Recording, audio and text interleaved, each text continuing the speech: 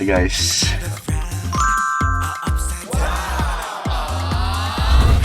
Running. Punta sa vlog din. Napagalitan ko sila. Ano to? Home garden. Papa, daddy's home. Nakakatuwa na pakiramdam ko pa rin runner pa rin talaga ako kahit na hindi ko na kompleto yung buong season 2. Naramdaman ko yung pagkamis sa akin ng mga co-runners ko at ng lahat ng staff na nandito. So parang ako nakahinga.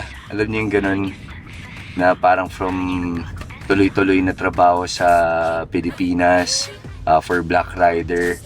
Tapos ngayon pumunta ako ng Korea para makita yung co-runners ko at lahat ng staff ng Running Man. Parang akong na-recharge, kumbaga, at na-excite. Parang ready na ulit ako sumabak sa trabaho dahil nakakuha ulit ako ng panibagong inspirasyon, parang ganyan.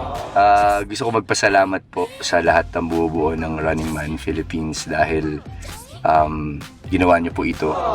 From the bottom of my heart, I love you all so much and thank you so much. Kapuso at sa lahat po ng mga taga-suporta ng Running Man.